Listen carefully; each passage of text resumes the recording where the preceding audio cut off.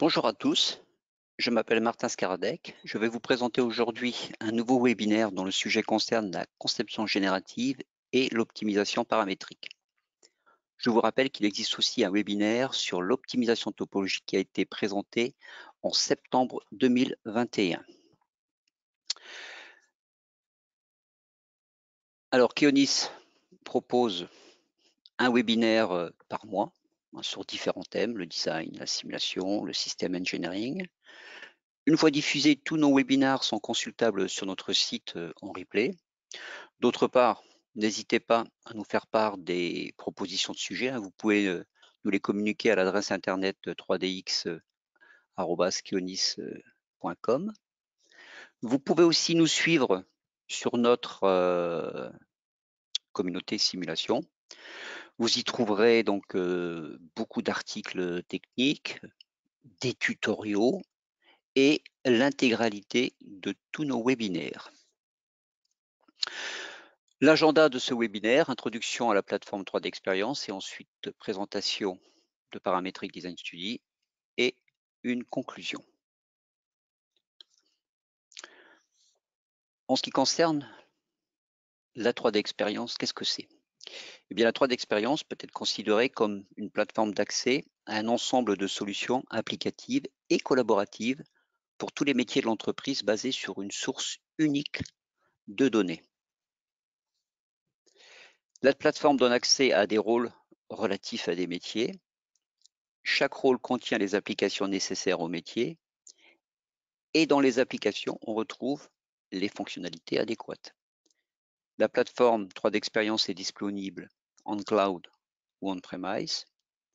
On-premise, les serveurs sont sur le site du client et en cloud, les serveurs sont dans des data centers de la société Outscale. Quelques illustrations pour vous montrer les différentes interfaces qui donnent accès à la 3D Experience. Vous avez deux interfaces. Sur le côté gauche, c'est l'interface web. En général, cette interface est utilisée pour l'administration de la plateforme, la consultation et la gestion des données, mais aussi pour des applications purement web, comme la gestion de projet, la gestion du cycle de vie des données. Sur l'image de droite, c'est le client riche. Généralement, le client riche est utilisé pour la création de tous les contenus 3D, les pièces, les assemblages, les dessins, mais également toutes les simulations multiphysiques. Très important, le client web comme le client riche partagent la même base de données. La puissance de la plateforme 3D Experience, contrairement au logiciel traditionnel, c'est de proposer une nouvelle architecture, une interface unifiée, une source de données unique et surtout de proposer des rôles adaptés au profil des utilisateurs. Donc on va passer à la présentation de Parametric Design Study, mais préalablement, j'aurais souhaité vous donner quelques informations sur la stratégie de Dassault Systèmes. La stratégie de Dassault Systèmes dans le domaine de la conception 3D est de mettre à disposition des outils performants et innovateurs pour augmenter la créativité et l'innovation des utilisateurs.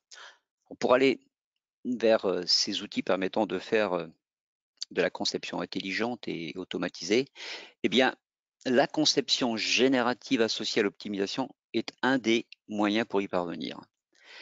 Les principaux types d'optimisation sont désormais disponibles dans la 3D Experience, l'optimisation paramétrique, un sujet d'aujourd'hui, l'optimisation de forme et l'optimisation topologique, présentée préalablement dans un webinaire en 2021. Vous avez aussi trois petits dessins qui symbolisent un petit peu de manière explicite ces trois types d'optimisation. Alors, je voudrais aussi rappeler la définition de ce qu'est la conception générative pour Dassault Systèmes. Donc, la conception générative dans la 3D Experience est un processus itératif qui fournit une solution de bout en bout intégrant la conception et la simulation pour mener efficacement la conception à travers la simulation sans aucune traduction de données entre les disciplines. Donc, c'est très important. Alors, Parametric Design Study est une application, ce n'est pas un rôle, c'est une application disponible dans la plupart des rôles de simulation pour spécialistes. Ci-dessous, vous voyez la liste des différents rôles pour spécialistes, des rôles pour la simulation mécanique, Structural Mechanics Engineer, Structural Analysis Engineer, mais également des rôles pour la mécanique des fluides, FMK, pour la fatigue, Durability and Mechanics Engineer, FMG, et pour l'analyse thermique, TME. Sur la droite, une petite image dans laquelle vous voyez l'application Parametric Design Study inscrit dans le rôle Structural Mechanics Engineer. Un petit synoptique décrivant brièvement les principaux rôles de simulation mécanique en 3D expérience. La petite étoile bleue indique la présence de l'application Parametric Design Study. Vous pouvez constater que Parametric Design Study n'est pas diffusé dans tous les rôles pour la simulation mécanique, mais uniquement dans les rôles avancés. Alors, Parametric Design Study en bref, Parametric Design Study est une application permettant d'explorer l'ensemble des paramètres de conception utilisés dans un modèle. Parametric Design Study permet aux spécialistes de simulation d'évaluer un certain nombre de variantes de conception et de choisir parmi celles qui répondent aux exigences, la meilleure parmi toutes ces propositions. Sur l'image de droite, vous voyez, vous avez un aperçu de l'interface utilisateur. Vous constatez que l'application est dotée aussi d'un assistant, comme dans la plupart des applications de simulation, des rôles de simulation, qui vous permet, alors ce genre d'assistant vous permet de vous guider dans les différentes étapes pour la définition ou la description de l'optimisation paramétrique. L'application dispose d'outils et fonctionnalités faciles à utiliser dans une interface utilisateur conviviale.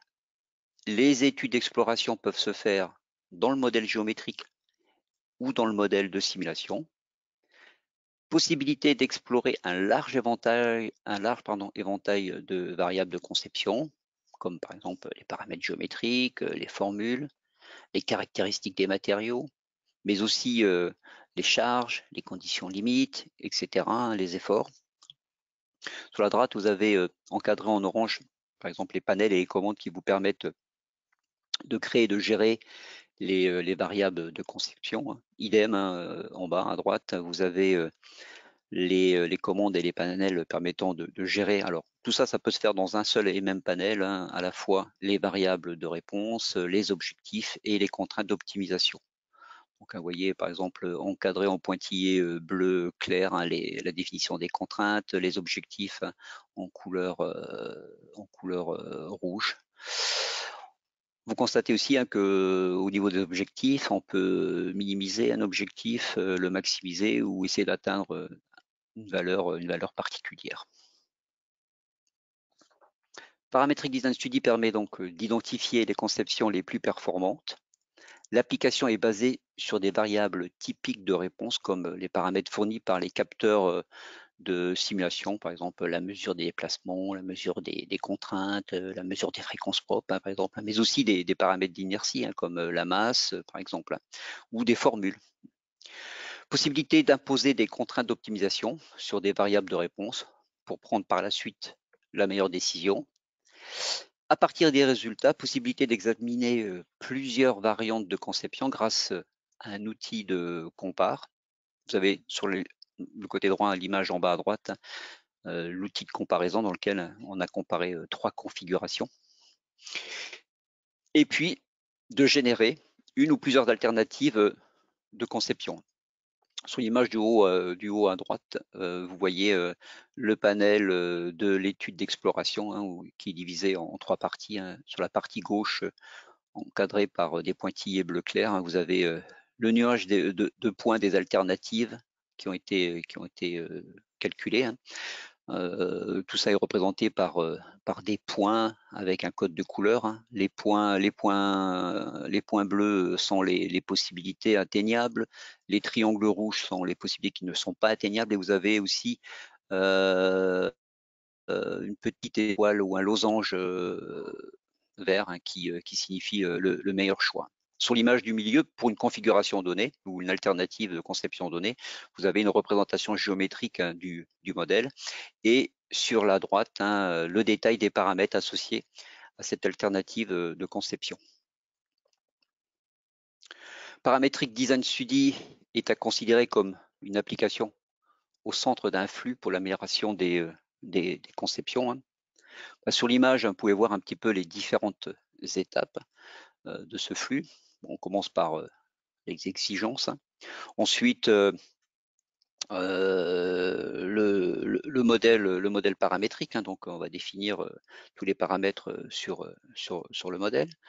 Ensuite, on va définir un calcul de structure. Donc un calcul ici, ça va être un calcul élément fini. Ensuite, on passera par l'exploration paramétrique ou encore l'optimisation paramétrique si vous préférez. On pourra faire aussi, en général, ce que l'on fait, des comparaisons, etc. On ira jusqu'au choix du meilleur design.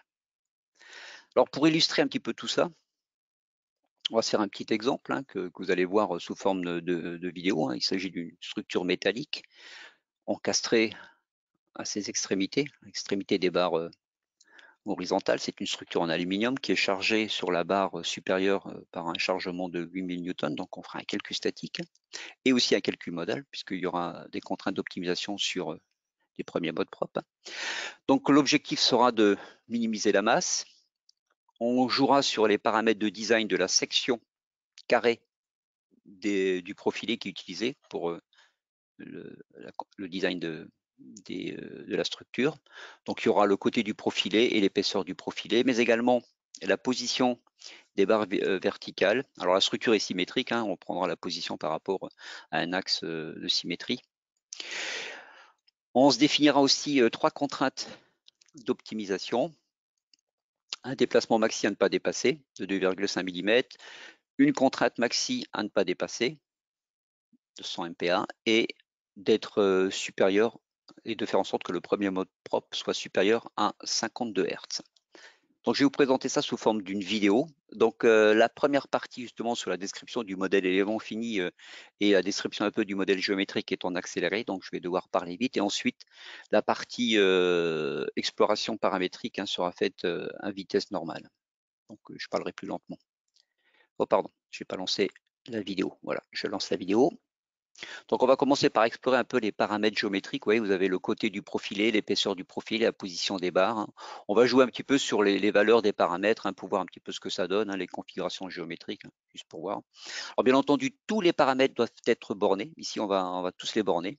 Alors il y en a déjà un qui est déjà borné et puis on va borner les deux autres. Voilà. Une fois qu'on a borné les paramètres, ce que l'on va faire, on va rentrer dans une application de calcul et on va générer le maillage élément fini. Donc, on va rentrer dans Structural Mechanics Engineer, dans une application qui s'appelle Structural Model Creation. On va créer un maillage quadrangle 2D et la taille de maille, on va l'associer à une dimension du profilé pour toujours avoir une taille de maille qui soit assez homogène par rapport aux dimensions du profilé.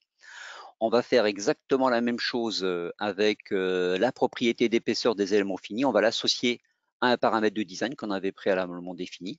Donc voilà, on va associer l'épaisseur des éléments au paramètre d'épaisseur du profilé. Voilà, on crée notre relation. Ensuite, on va créer les différents dans la partie scénario, donc dans l'application Structural Model Creation, on va créer un scénario d'un calcul de structure basé sur le modèle élément fini que l'on vient de définir. Et on va bien entendu créer un step statique linéaire. Voilà. On va définir les conditions limites, c'est-à-dire qu'on va encastrer les barres horizontales aux extrémités, représentées par les petites boules jaunes. On va définir ensuite un chargement sur la barre supérieure de 8000 newtons dans la direction des Z de moins 8000 newtons, donc suivant les Z négatifs.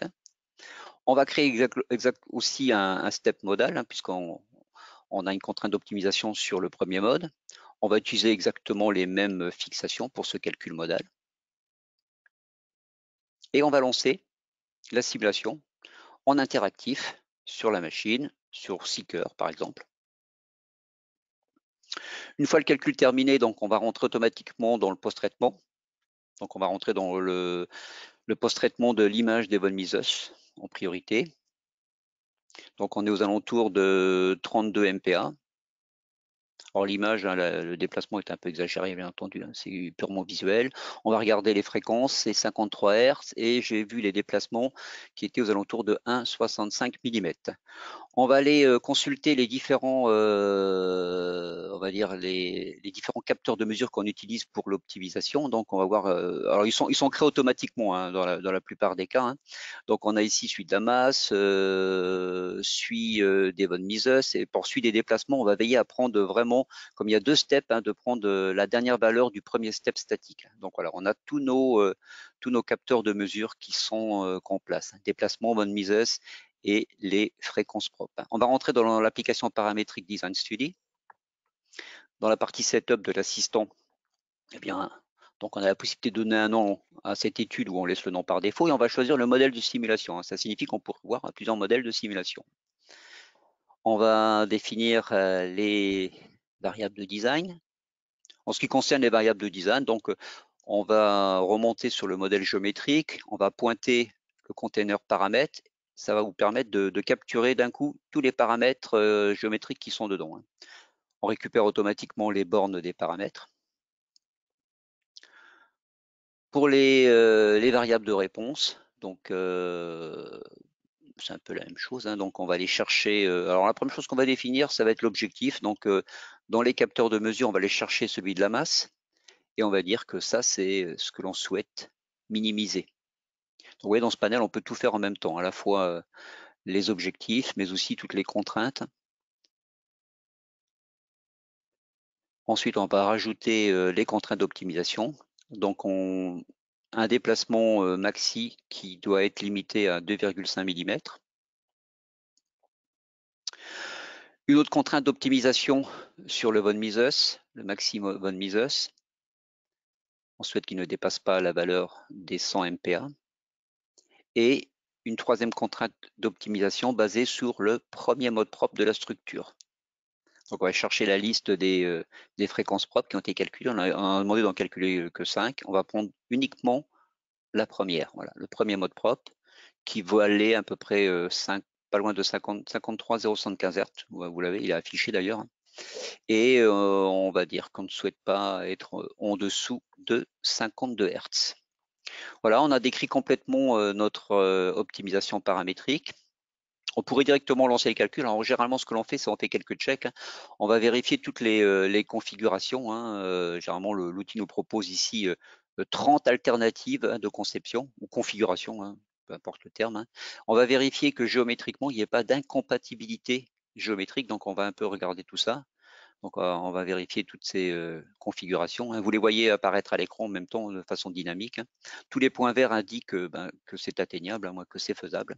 Sinon, on aurait un autre code de couleur. Alors, généralement, on le fait sur la géométrie, mais c'est bien de le faire aussi sous le maillage, hein. Si on n'a pas bien géré la taille de maille, hein, on pourrait très bien se retrouver avec des mailles peut-être un peu trop grosses ou peut-être, ouais, souvent peut-être un peu trop grosses, hein, qui ne passeraient pas au niveau du maillage, hein. Donc, vous voyez, on peut le faire sous le maillage, mais aussi sur la totalité du modèle, hein, le modèle, le maillage et le scénario. Donc, on ne le fera pas ici sur le scénario, on le fera uniquement encore sous le maillage. Donc, on va voir, hein, si tous les maillages passent.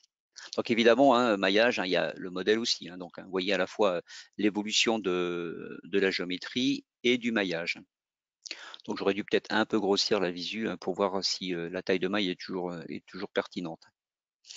Mais une fois que ça c'est fait, on va définir les configurations, combien on en veut. L'outil nous avait proposé 30, donc c'est un choix pertinent. On peut en prendre davantage, on peut en prendre un petit peu moins pour gagner du temps de calcul. Et une fois qu'on a défini le nombre d'alternatives, hein, de conception qu'on souhaite, on peut lancer la simulation. On le fera sur 6 cœurs en interactif. Alors là, le calcul est accéléré, hein, fortement accéléré. Le temps normal, c'est 15 minutes, hein. Donc vous avez le nuage des alternatives de conception qui apparaît sur la gauche, hein, avec un code de couleur, hein. Alors on va le faire peut-être apparaître sous forme de nuage, hein. Et les points bleus sont les alternatives ou les configurations faisables. Triangle rouge, celles qui ne sont pas faisables. Et la petite étoile verte est le meilleur choix. Donc, quand vous cliquez dessus, hein, vous voyez apparaître la géométrie, hein, telle qu'elle est. fonction de la configuration, mais vous pouvez aussi post-traiter les variables de réponse, comme là c'est l'objectif, à travers les différentes configurations, mais aussi les variables de design, comme l'évolution un petit peu. Alors là, c'est encore une variable de réponse, le déplacement, ou encore les variables de design. Donc il y a plein de possibilités de post-traitement dans l'application. Et bien entendu, vous voyez chaque fois la géométrie associée. C'est le défaut, la visu de la géométrie. On peut très bien changer de type d'image pour la partie centrale du panel. C'est de regarder plutôt, par exemple, les déplacements pour une configuration donnée, ou encore les von Mises ou la fréquence propre.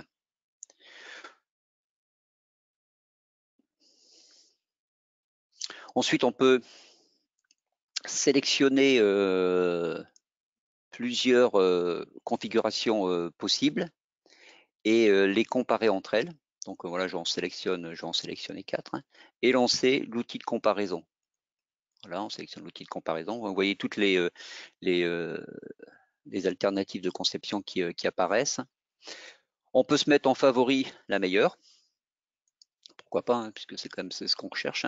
Et puis regarder, on peut post-traiter les valeurs explicites, ou encore on peut regarder les différences entre les valeurs, ou on peut les regarder sous forme de pourcentage. Ça, c'est souvent ses préférences personnelles.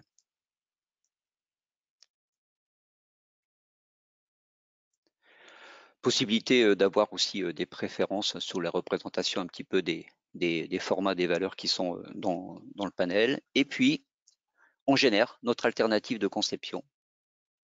Voilà, qu'on va en renommer. Je vais l'appeler MyBest Structure, et elle sera sauvegardée dans la plateforme. Alors, une fois qu'on a fini notre exploration, pourquoi pas, si vous voulez, on peut revenir dans la partie calcul de structure et revenir dans le scénario des sets de statique et des sets modales, et puis changer le chargement, les conditions limites, etc., et refaire de nouveau une exploration paramétrique. Donc voilà un petit peu pour la démonstration, pour un aperçu de Parametric Design Study. Alors on peut aller encore plus loin dans l'optimisation, avec le rôle qui s'appelle MDO et qui s'appelle Multidiscipline Optimization Engineer. Donc ce rôle permet l'automatisation, la capture, le partage et le déploiement des processus de simulation en réalisant des chaînes logicielles. Et de surcroît, on peut faire de l'optimisation, bien entendu, paramétrique. Vous avez sur l'image en bas à gauche un exemple de chaînage de logiciels. Donc ici, vous avez Abacus qui est utilisé avec Excel, avec des scripts et dans une boucle d'optimisation. Bien entendu, ce genre d'outil dispose aussi de fonctionnalités de post-traitement très avancées.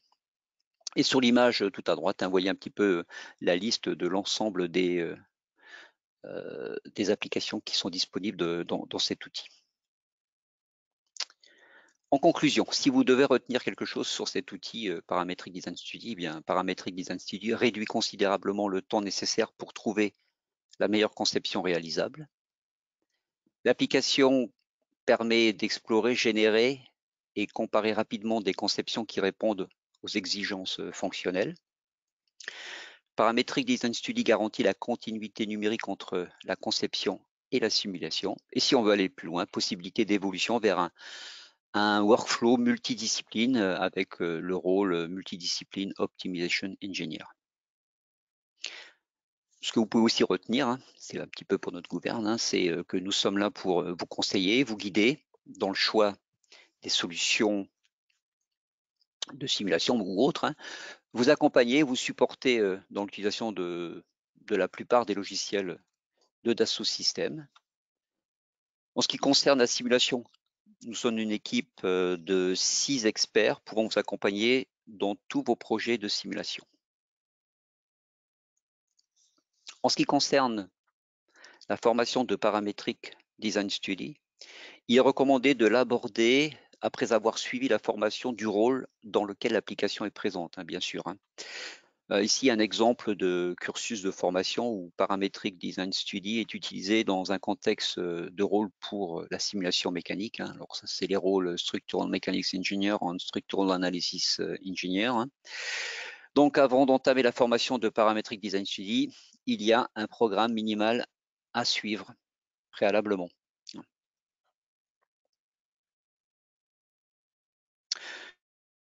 Voilà, c'est terminé. Si vous avez des questions, vous pouvez nous les envoyer toujours à la même adresse internet, 3dx@keonis.com. Je vous remercie de votre attention. Très bonne journée. Au revoir.